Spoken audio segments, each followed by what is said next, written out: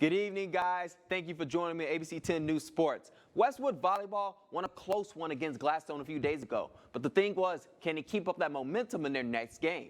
Well, let's see. Manistee Emeralds, they made the long trip to Ishmi to take on the Westwood Patriots. First set scored is tied at 3. Emeralds, they get it over the net right eventually. Westwood passing all around, but it's going to be a little tap right here by Levi Wood that's enough to get Pats to take the 1-point lead. Later on, Manistee leading down, Westwood trying to stay in it, and with dives all over, eventually they get it over the net. But Emerald set it up for Kayla Muff, whose hit gets them the point. See that one? That was nice. Next serve. Pats with this one. Manistee was really good when they had room to work with, like right here. Westwood passing all around to respond, but Ella Shutter with the block. That gives Emerald another point. Let's fast forward. Westwood looking for revenge. Junior Emma Kagela is just the person to do it, folks. Westwood, they get that point. Let's go ahead and move towards this one. And Emeralds and Westwood, they were going back and forth in this one. Westwood trying to stay in this game.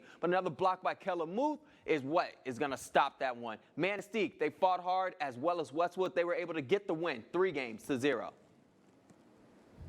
Next, we have Gladstone hosting the Gwynn Model Towners this evening. Pick things up right here. Model Towners shot. It's going to be blocked by Megan Crow, and they try to recover, but you see it's just a little too much on that one. Gladstone's point. Later, Gwynn with the serve. It doesn't look like much, folks, but that tap was enough by Gwynn to give Model Towners the point. Back and forth match we got going on right here, and I love that. Going to be a nice bump right here by the Braves. Gwynn, and they're going to be looking to respond. And the senior, Miss Tiana Taylor, with that heat. Gwynn, that was a good one. They got the point on that one. This was definitely a fun sequence to watch. Next one, Tiana Taylor. They're going to set it up for her because they're the senior. She's the captain. She does a lot, but that's going to be blocked right there by Megan Crow. And it's also going to be blocked by Amber King-Roberti. But Megan Crow, with that shot, able to get the point for Gladstone. I told you it was a back-and-forth game all around. Moving forward, Crow, she's going to try and come with that heat again, but a Model Towner bump saves that. And a whole lot of diving by Gwynn saves that point, and they get it over the net.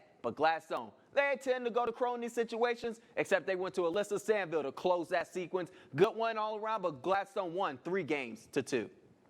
So let's talk about football, folks. So before week 3 high school football starts, let's take a look at things to watch during some of these games. In a matchup with Lawrence versus Negaunee, watch out for Purple Hornets quarterback Alex Kissel. Kissel makes the throws he needs to make, but there is sometimes when he just holds on to the ball too long. And with the Miners, it's going to be the transfer Eli Lokala, someone to keep your eye on. He primarily plays defense, but Coach Jacobson loves his skill set and will use him in different offensive packages. Let's go on to the Barker-Harrison-Norway game. To look at that, it's going to be defense, folks. Both teams, they've struggled on the offensive side to score points all season, but it's going to be a lot of pressure on the defensive front to stop the run. So they will be very important if either one of these teams wants to get that first win of the season. And with the Kingsford and Marquette game, Cam Karp for the Redmen, folks. Karp, he scored both of Marquette's touchdowns in their loss to Sault Ste. Marie, so you know he's going to be a key factor for the Redmen to get points on the board tomorrow. And with the 2-0 Kingsford Flippers, it was a tough one to choose, but I went with Carter Kresge, who will be very crucial to this win if they can. While Zach Pearson scored in both of Kingsford's win, Kresge had big runs. That set the Flippers up in good field position, and in the Redmen, they had trouble stopping the run last week against the Blue Devils. So it's definitely going to be interesting to see how effective that run game is and if the Redmen can stop them.